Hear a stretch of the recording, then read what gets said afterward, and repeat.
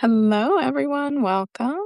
Um, if you don't know me, I'm Melanie, founder of Your Witchy Mother, and I help women who have been raised in a strict household and they were taught to perform or obey. I teach them how to reclaim their intuition and their power. I was raised by a Baptist preacher. I was homeschooled in purity culture before it was cool. And I, for too long, played the good girl. So I have broken out of that, and now I teach other women how to do that. And I'm joined by Sam Franklin today. Welcome, Sam. Yeah, thanks for having me. So excited to be here. I know like kind of who we help can definitely overlap. I'm really about helping people step into their authentic self. So unlearning all the things that have been told to them of how they should show up and be, and then really step into their truth. I'm a marriage and family therapist and intuitive life coach. So mix psychology with spiritual wisdom and gifts. Yeah, that's great, and that's a great blend. Because I kind of feel like therapy is kind of missing something when you don't have intuition with it, right? It's like I'm almost there, Yeah. but I'm not quite there. Yeah, it can feel a little bit too heady and like doesn't get there's some modalities that drop into the body, but the spiritual component, and that's why I started my intuitive life coaching business, was I just was feeling like I was helping people get to a certain point and then we'd get stuck. And I Right. feel like when you've experienced trauma, it's like a split from your spirit or your soul, and there's really a spiritual component to coming back in that healing process. Yeah, yeah, absolutely. Absolutely. Yeah, it's just missing that something, and that's exactly what it is. So I think what you're doing is amazing. Mhm. Yeah. Um, so tell us about when you recognized that what you were raised in isn't your truth anymore. Like you were just this ain't me. What was that Yeah. like for you? Um, and maybe you've experienced this and others have, but like there's like multiple points. It's kind of not like there's one usually like maybe bigger moment, but then it's like other truths along the way. I think the biggest moment for me was when I was 16 and realized that I was queer and I was raised Catholic. And so it was like this everything shifted of being like, what is actually true? What is true about what I've been told by religion, society? What is true about me?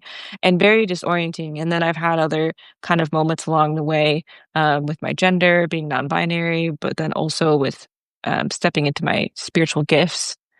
So there's been a lot of moments where it was like the world felt like it was falling apart. And you're trying to figure out like what is actually true for you. Mhm. Yeah. And I know you probably had like you've had a big moment, but I don't know if there's been other stuff too. Yeah, I feel like my whole childhood, again, being raised by the Baptist preacher. I mean, he was an architect, but he was like a preacher on the side, right? So, Mhm, like, and he really like kind of practiced on us. And I remember just as a young child, even being like, that doesn't make sense, right? And then I would be, and he didn't do this. And my dad was very loving, very compassionate, he's intuitive and an empath. He just doesn't know it. But he was so he didn't come from a mean place or anything, but he spiritually gaslit me. He would be like, well, if you don't understand it, then you just have to have faith. And it's like, it mhm, was just so I had that growing up and, just the I never felt whole, like, I never felt like I had it all. I mean, not that we have to have it all together, but it's like I always felt like I was missing something, and I would go to church. I was raised Baptist and then met my first husband, and he was Catholic, so I converted, and during that process, that time of my life, I was going to church every week. Every holy day, I was praying the rosary, I was doing the Our Fathers, going to confession every time I swore or anything, right? And I mhm, still felt something's this isn't right. This isn't my truth. Doesn't feel like me, right? mhm.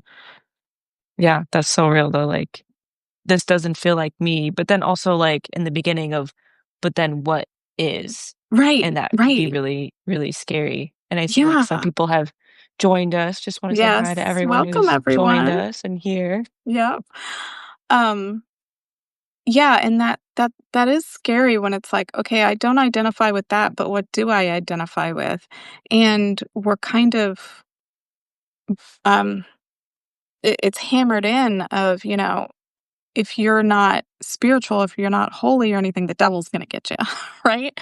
So I remember before, like, I found my spirituality and what was real for me, I remember kind of feeling like, "Ooh, am I exposed here?" Mhm. Like, do you know what I mean? Since I didn't have the protection of God and all of that, this was before I realized God was in me and part of me. Um, I felt exposed. Did you feel that? Like, kind of like and like misguided and misdirected and like you were gonna do something wrong?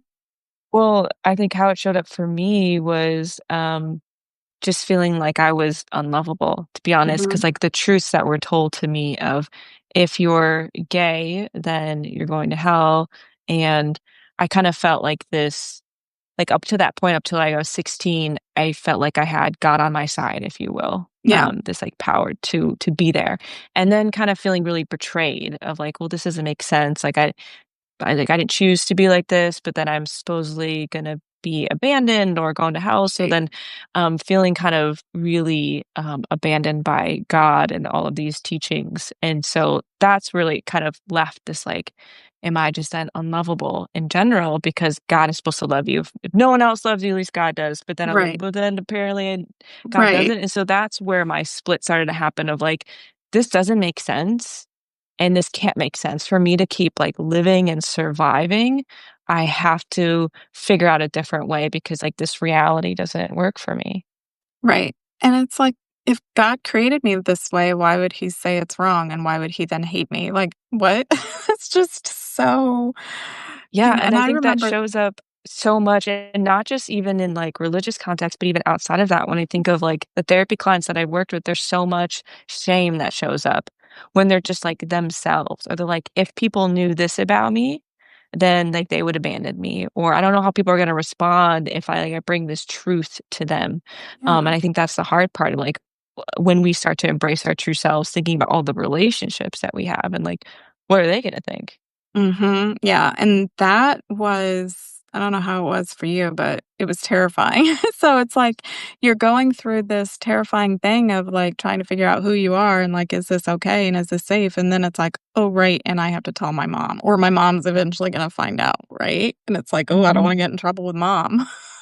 I was 40 something and still worried about my mom, like, getting mad at me, right? It's like, But that's so real. We yeah. carry that kind of obligation to our parents our whole lives, Mhm. um, just because that's what we've been taught of. Right. If we somehow move away from what our parents taught us or how they raised us and whatever that means, something that would they would disagree with, especially fundamentally, somehow we feel like we're doing something wrong, doing something bad, and then we either have this choice of like, do I keep it a secret? And then Right. it creates this disconnect in the relationship, Right. or do I be honest, but that also create a disconnect in that relationship? Right. But then also, what does it do to the relationship with yourself, right? If you're like hiding it from them or not being honest with them or anything, that really, for me anyway, it was like, because I didn't tell anybody anything for a long time. And it was like, it, it ruined my relationship with me. It was Mhm. a disconnect for me. Mm, And yeah. that's something to have to deal with too. So it's like, okay, how do I do this? Yeah, no, that's a really good point of when we don't live our truths for whatever reason, we're abandoning ourselves. And so the disconnect is with ourselves, Right. but also with other people because then people don't really know us. But it's both. And I Yeah. think we forget to remember the disconnect with ourselves. Mhm, mhm. Mhm. And really, it's not fair to the other and this might sound awful, but it's not fair to the other person also if we're not honest with them because, um, I don't know, I feel like my children, if they ever didn't tell me something because they were afraid of how I would react or whatever, I would feel, "Oh, like, where did I go wrong? That I taught that Mhm. I what message was I giving them that they didn't feel Mhm. safe telling me things," right? Um, Yeah. so I think it's good or the relationship too. And at the end of the day, we're not responsible for how somebody takes something. Mhm. We're only Which responsible for owning our truth. Yeah, which can be hard if you've been raised in a system where you are responsible for everyone else, or you've been raised in a family structure where you Mhm. have been taught that, like, you are responsible for other people. Right, right. Mhm. Yeah, I feel like there's a theme going around of like oldest daughter's issues, right? Like they're the ones that have to take care of everybody and they're the ones that have to be responsible for everybody. And I think first daughters or older daughters, which is me, feel like they have to handle everything and be responsible for everybody, you know? Yeah, you're kinda naming almost like a double whammy of birth order can definitely play Yes, a role, right. like, kind of the Yeah. firstborn and then gender. So, Mhm. oftentimes, very stereotypical, I'll say this, that women are often taught to, like, focus on other people's needs, at the cost of themselves, Yep. and men are taught that, they get to come first, and so when you're a firstborn daughter, it's just, like, kind of both of those put Mhm. together, and it can happen, like, in other birth orders too, like, sometimes people are just kinda almost, like, targeted. Maybe they're the most empathic, maybe they're really sensitive, they pick up on things, and their parent kinda uses them as, like, a crutch or a partner or something like that. Yeah. Yeah. Yeah. So, how do we claim who we are and say, "This is who I am," and Mhm. we're out with it. We are, "Hey, this is who I am. This is what I stand for. This is what I believe." And then other people, whether they take it well or not, like family members or friends or the people we grew up with, they take it well or not, but they're still left behind. They're still, like, in that thinking, like, how do you handle Thanksgiving? How do you handle, like, just, general existing with them, right? It's like Yeah, because I it's feel so like good. my parents are all the time, "Well, just pray about it." And it's like, "Cool." Then it's like, "Yeah, I do pray, but not the way you do." Do you know what I mean? Like, Mhm.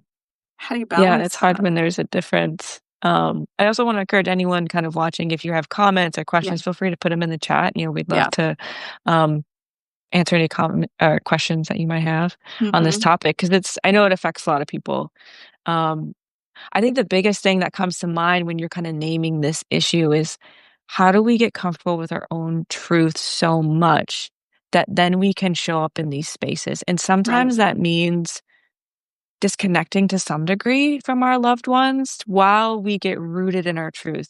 Because Mhm. sometimes if we're so in this space of all these relationships, like, other people's opinion are very loud and what they are gonna say, and their emotions feel really big, and if we're someone that, like, that is really hard to stay in ourselves while all that stuff's happening, we might have to not cut off the relationship, I mean, maybe, but, like, take little breaks, like, maybe we don't go to Thanksgiving or a holiday gathering one time, just to as we ground ourselves in our truth so that when we show up in those spaces, we feel more prepared because that's hard. I literally had to do that with my mother because Mhm, my father is a lot more accepting of, "Okay, well, that's just how you are," you know? But, like, my mother was I don't have a great relation or I didn't have a great relationship with her, and she's a narcissist, and she's very judgy and all of that, and it's like, it's her way or you're going to hell, right? And I had to when I was, like, in the throes of, like, my healing and, like, discovering who I was and, like, all of that, right? You're right, it's very loud because it's just you got a lot you almost wanna take in all of the information, right? And then I've got her, like, squawking at me, right? And it was like and she was getting pretty nasty, and she was saying very nasty things to my children, and I finally had to say, "Okay, you know what, mom? I don't wanna talk to you." I cut off contact, and I was like, "I love you, but I'm going through some things, I'm figuring some things out." I didn't tell her exactly what I was doing or what I believed or anything like that. I was just like, "Right now, I'm not in a space to be able to receive you and what you're mhm, giving me and what you're mhm. throwing at me.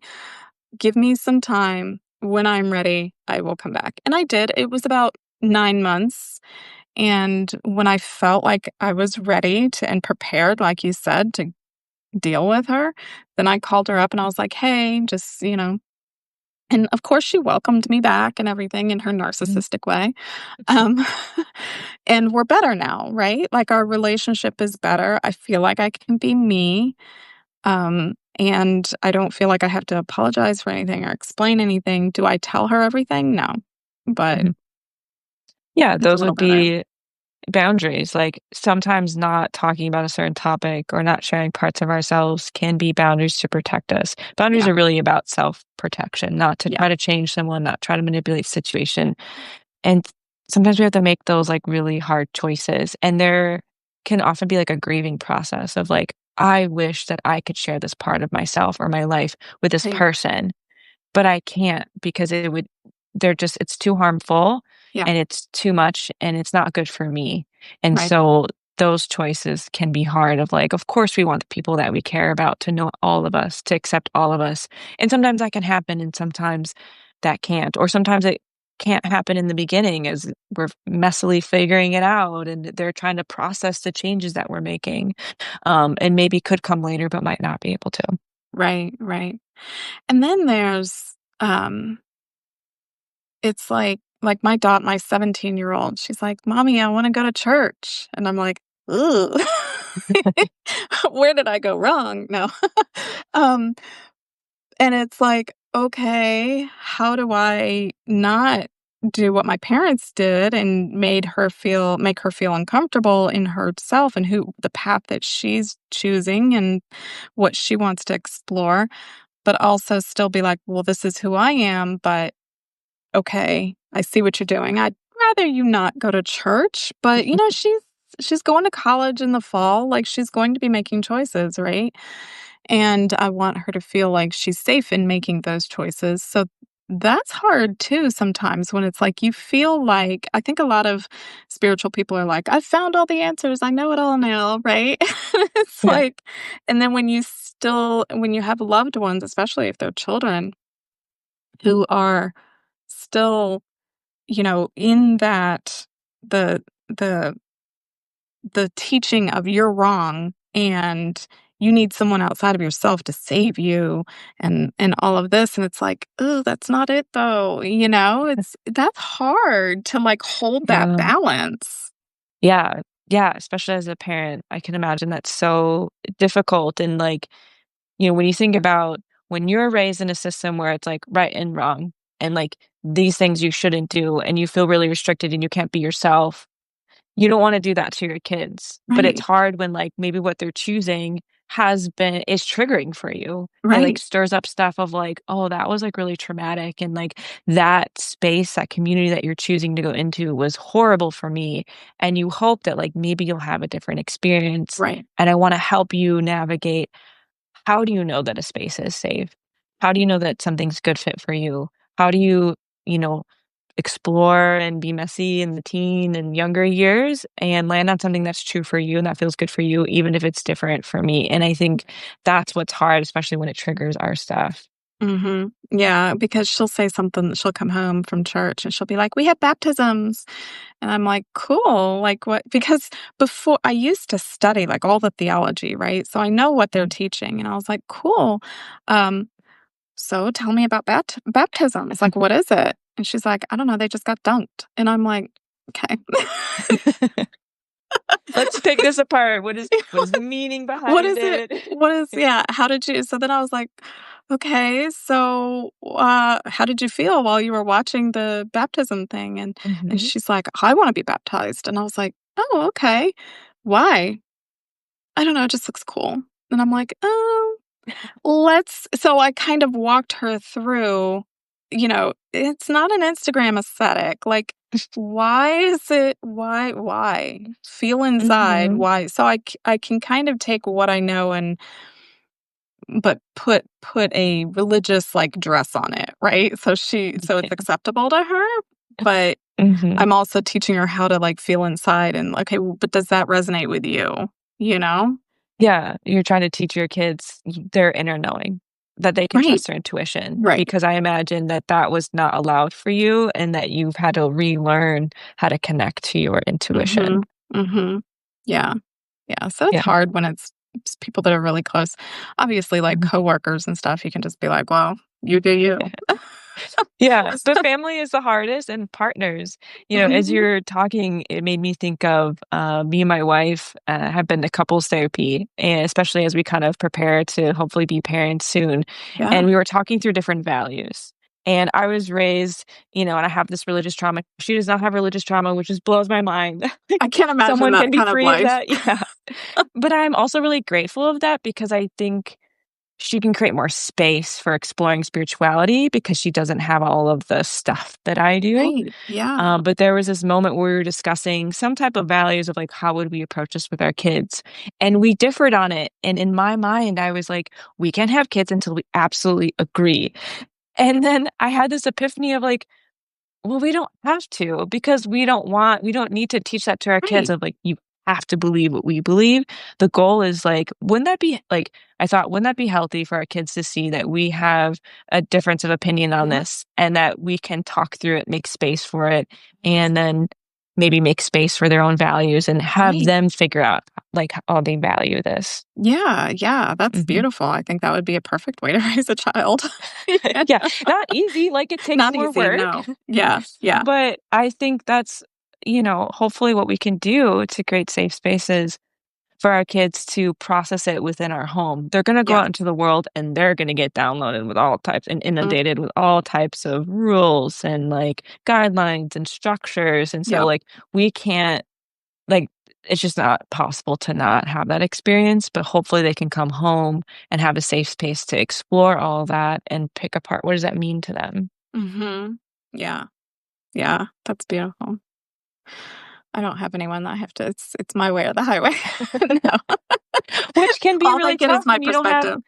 Yeah, like, in some ways, it's like, okay, you don't have, like, another person to try to figure out, like, how are we gonna do Right. this together and we don't agree, but Yeah. then, on the other hand, you don't have someone to kind of a soundboard to kinda Right. bounce things off of. Right, and, I mean, I would like them to get other perspectives because it's not my way or the highway. It's not only what I believe. There are so many other perspectives, and now that I'm gonna be homeschooling them, I'm kinda like, "Ugh," I wanna make sure that I still expose them to other people's thinkings, you know? Mhm. Mhm. Um, so I don't know how I'll do that, but yeah. I mean, just involved in the community in some way, right? Because, like, Yeah, as they venture out into the world, they're gonna be yeah, exposed to all sorts yeah, of stuff, and I think that can be sometimes what can be a problem when we're in a high control environment growing up is, like, yeah, we're just taught this one way of viewing and seeing things, and then we don't learn how to discern when something doesn't sit well with us or it doesn't feel safe, or right, what do we do when we're facing someone else's truth that differs from us? Like, in those kind of environments, we're taught, like, "That's wrong, and I need to, like, force my truth onto them, or I need to, like, shun them." And right. I don't know that that creates, like, a really great society. I think we're seeing kind of, um, The how that fallout doesn't of create a that. great society right now. Of, like, how do we have discourse around this, Right, and how do we make space, and how do we figure out what's best for ourselves without right. hurting someone in the process? Right, right. And I've kind of um realized that the the universe, the world, whatever, is not a duality, it's a triality. It's not black and white, it's also black, white, and gray. So I think that's a great thing to like teach kids is yeah, this is one opinion, this is another opinion, and form your own, and like that's the triality of it. Mhm. Um, Yeah. You could probably also just do that with social media was what I was thinking of, like, yeah, scroll through and be like, "What do you think of this post or this video? How do you know that it's also real?" 1. right. Yeah. And how do you make a discernment for, does this fit for you or not? I mean, Mhm. think about how much our kids, like, and also people in general are just they're inundated with all of this Yes. stuff, Yep. and we aren't taught how to discern what's real Right. and what's not, and Right.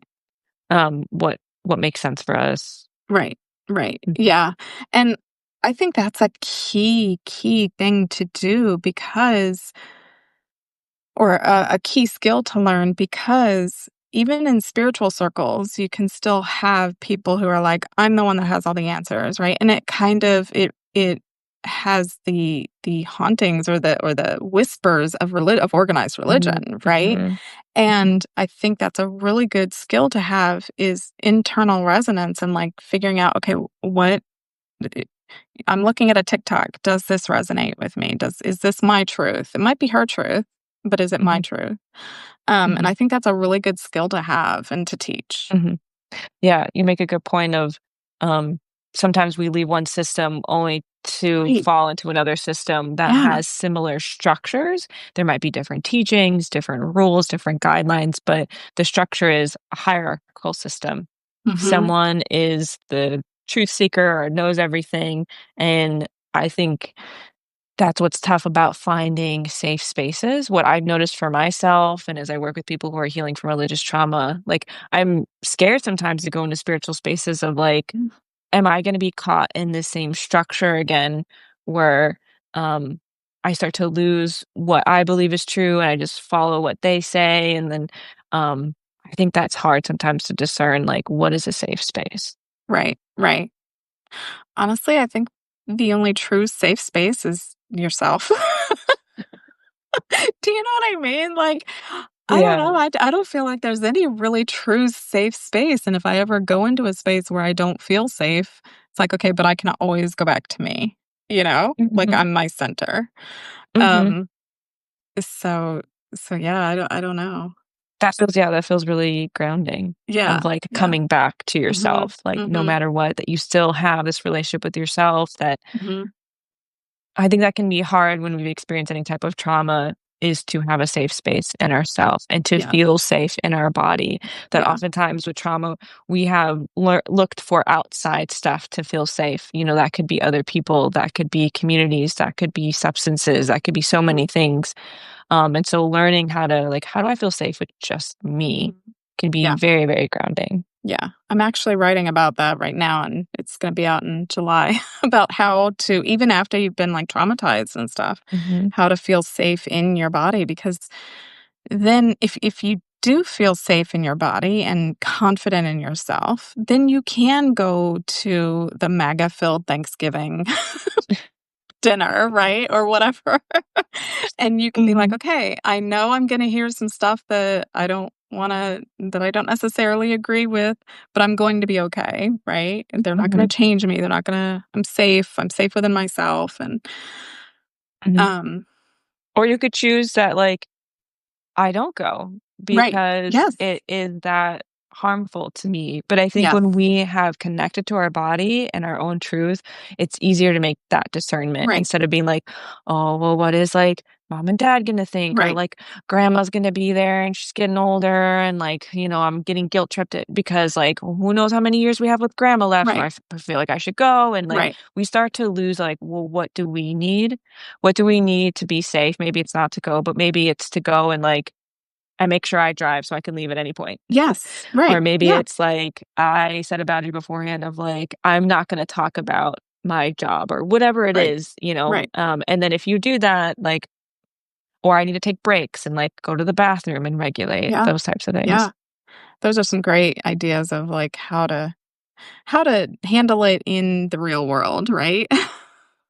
Yeah, and have an ally, hopefully, in the room where Yes. you can even just make eye contact across the Yeah. room, being like, Yeah. "Oh my god, that was wild what that person just said, like, can you believe that?" Did you Or hear even just that? not even in the room, like, texting, like, a friend that's a Yes. safe person, be like, "Oh my gosh, Mhm. this is what's going on right now," like, Mhm. so you Mhm. don't feel alone in spaces where you're like, "Yeah, I feel like I don't belong here." Right. Right. Mhm, Yeah.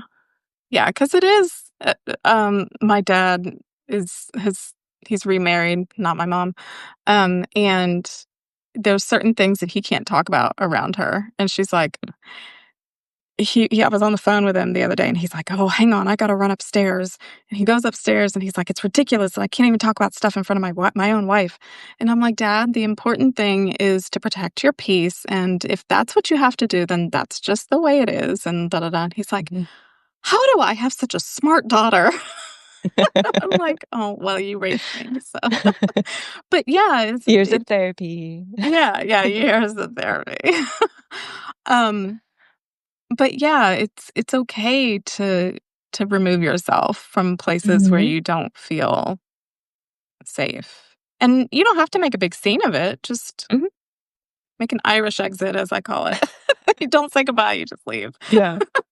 Other people may make a big scene out of it, Right. like, that is some Right. truth, like, sometimes it's just like, "Hey, mom or so and so, like, I won't be able to make it to the Right. holiday gathering, I'll try to make it next year," and, like, Mhm. maybe the guilt tripping comes in or the other stuff comes in and, their feelings and all this stuff. And I think if you've been in a system like that, whether it's a family system or a religious system or whatever, where there's a lot of guilt tripping and a lot of shaming that's used to control and trying to get other people's needs met, it Mhm. can be really hard to stand firm and to not give in to the guilt tripping. And so Right. I've often worked with people of like, how do you discern like guilt you need to do something with and guilt that you're like, it's time to let that go. It's not Right. mine. And it's really about, am I harming someone? Not is someone upset about this, because people are going to be upset about Right. boundaries, Right. but did I actually harm them? And Right. most of the time in those types of situations, it's no. Yeah. Obligation doesn't mean you have to do something, like, "Oh, I'm your grandmother, Mm-mm, you have to give me a hug," Like, I have a daughter who doesn't like hugs, she doesn't like touch, she's like, "No." mhm, Um, and thank God my mom is not like she's not like, "I'm your grandmother, you have to hug me." She's like, "May I have a hug?" And, my daughter's like, "No," and she's like, "Okay, well, I still love you." So mhm. obligation doesn't mean that you have to do stuff, just because Yeah. somebody is has a title, right? Yeah. And if we could expand that outside of that, but also like belief systems, like you don't have to Mhm. believe what I believe Right. just because I'm your parent, or Right. you don't have to do what I do just because I'm your parent. Right. Right. Right. Yeah. Yeah. It's a lot. Yeah. I think relationships are hard to navigate in general. And then Mhm. when you have some really big differences, and then especially when you're in the middle of leaving an old truth, Yeah. stepping into the new truth, even Yeah. if you don't even, especially if you don't know what the new truth is, that Right. in between stage is very disorienting and can feel very ungrounding. And it can feel very raw and like you're Hmm. exposed, Hmm. So I think during that time, it's really, really important to ground yourself and really, really important to self care. And when I say self care, I don't mean bubble baths and chocolate. I mean, like, really pay attention, just take care of yourself and listen to what do I need to do now? Do I need to go eat? Do I need to go take a nap? Do I need to, like self care during that is really important and grounding. Go outside and touch grass. Yeah, and I think community is really, really helpful as well. Like finding people online or in person that understand this part of yourself that Hmm. you're stepping into. And even better if they understand the complexities of the relationships that you're Hmm. dealing with stepping into this new truth. When I was exploring my spirituality, I really needed to find other people that were also exploring spirituality in the same way and understood what it felt like to be like, I'm worried that people in my life are going to think that I've lost it, or I'm crazy, or that I'm weird. And I needed people who got that, so then I'm like, Yes. "Okay, like, I'm not alone." Right, right. And not that you need to be validated, but Mhm. it's it is comforting to know like, okay, I'm not crazy. Mhm. So we've Yeah, got a just comment. Yeah. Do you want to read mhm. it? Yeah, I love this conversation. I grew up in a very toxic family unit, and just telling my grandma, wasn't coming for Christmas, she took that to her deathbed and turned her back on me. That was my last interaction. Oh, that is so, so tough when, we don't get the chance to repair those situations. Mhm. It can be really, really painful, and I think that's what makes sometimes choosing our truth really, really hard, because sometimes we do like, that's what we're facing of, Yeah. like, this choice that I'm making that I know I need to do for myself may end this relationship or create such a rupture that we can't come back from, and I think it's important to honor that grief, um, and also maybe the anger, like, that feels unfair, Mhm. that is happening or that's happened. Mhm. Mhm. But I don't think, Aaliyah, that she still feels that. I don't think she's still angry at you. Emotions like that aren't carried over.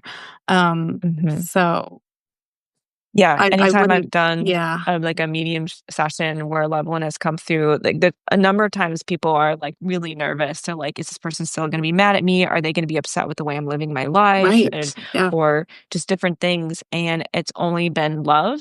Yep. There's been a lot of, regret, that people have, like, in the spirit world have come to understand of, like, "I wish I woulda handled that differently," or, "I understand now," because they just get so much more perspective. And so Right. usually when our loved ones transition to spirit world, they gain that perspective. It's hard when we haven't had that repair in the physical realm, but that's also why I love doing medium sessions because I Mhm. feel like maybe that can lead to some repair, even if they're Yes. in the spirit realm. Yeah, yeah, and you have to remember that when they're here, Earthside, they have the filter of the ego, right? So they Mhm, always love us, and they're always as a mhm, spirit, they're always, as a divine being, they always come from love, but they've got the ego filter, and sometimes mhm, their actions and their words and things like that, um, poison what they say, and the things that they do, but they mhm, don't carry it over when they mhm. transition. Yeah, yeah, and you make a really good point, Aaliyah, of, like, saying it's extremely hard, but it's hard to lose pieces of yourself along the Mhm. way. That Yes. self-abandonment is so real, like, so painful, and that's something that I think I've come back to for myself in moments where it's been harder to choose myself and my truth of, like, it's painful to feel like I'm losing myself, that I am, like, trapped in this kinda dark space that I feel like I have to hide myself, that no one really knows me, and that to choose my truth might be hard for certain relationships, but then I also get the opportunity for other people who will love and accept me as I am to come into my life, and that feels amazing to feel seen. Mhm, mhm. Yeah. She never wanted to stay around. She's part of the cosmos. She grew up in Berlin during World War II. She had a lot of trauma that she didn't feel safe exploring. Yeah. Mhm. Yeah, I think, I mean, trauma that older generations are carrying that they're not talking about Yep. impact younger generations, whether it's Mhm. said or not, and I Yep. think that's tough to, manage and explore, and Mhm. sometimes what we're often coming up against when someone has an issue with maybe how we're living our life. Maybe it feels unsafe to them because trauma tends to narrow our life. It Yes. it starts to feel like we need to be as in much control as possible. We need to know right and wrong because uncertainty is very, very scary. And so when someone hasn't done healing on their own trauma work, they tend to have that lens of like, I need to know I'm black and white, right and wrong, and gray is threatening. And so Mhm. when we live in the gray and we're bringing something that's very gray to someone who's living through that trauma lens, it's very hard for them to Mhm. accept and to deal with. Yeah. Yeah. It is. It is. And I think it's important for us not to internalize and carry on that trauma and take that burden of their trauma on with us. And like, because if we let the way that they treat us or talk to us through their trauma affect us, then we're just like, okay, yeah, thanks. I'll take your trauma and I'll throw it in my backpack. Yeah. It never stops, right? Mhm. Mhm. Um, And that can be so heavy, yeah. like, I think we do such a healing it's so healing when we heal our trauma, but I think it's amazing when we can kinda cut ties with trauma that came before us, Yes. and maybe even heal kind of ancestral lines through deep soul and spiritual work that Mhm. not just benefits ourselves, but other people in our Yeah. lineage, and that can be really powerful, that Yeah. sometimes other generations, maybe because they were in survival mode or whatever the case is, they weren't able to do their healing work, but it doesn't mean that we can't, we can still Right. choose that. Right. Right. Exactly. Yeah. And just, I guess that's what they call breaking generational chains. Yeah, yeah, and sometimes, that's kind of part of our sole purpose, Yes. it Yeah. can be to break chains. Mhm. Mhm. I think a lot of us are here. That is our purpose is to stop all of that from just going through the generations. I think that's what a lot of it's here to do. Mhm. Ancestral and past life healing is so beneficial and magical. Yes, it is. It's like Sam was saying, it helps us and it helps our ancestors and our descendants. Yeah, So, like yeah. the healing that I've done helps my grandmothers, I think, is who I got it from, most of it, and my daughters, and it's like it stops here. It Mhm. stops with me. Mhm. Yeah. So What a gift to the mhm. past generations and future generations, but also, like, what a gift to, society. Like, Yeah, when we heal ourselves, we move through the world from a more healed place, and when we do that, we harm other people less, and so yep, if everyone focused on healing themselves, I think the world would be a very different place. yeah, absolutely, absolutely. Awesome. Does anyone have any other questions or thoughts? Or do you have any thoughts extra that you wanted to say, Sam?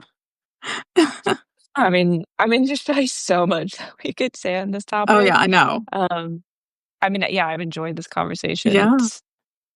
It's such an important one, and it's something that like people struggle with so much. Just going through this process of healing and stepping into your truth, but then like navigating your relationships Mhm. can be um can be a mixed bag. It can be Yeah. amazing to have people really see you like as you truly are and feel embraced, and that is like healing, but also people that won't see you, and that also can Right, be painful.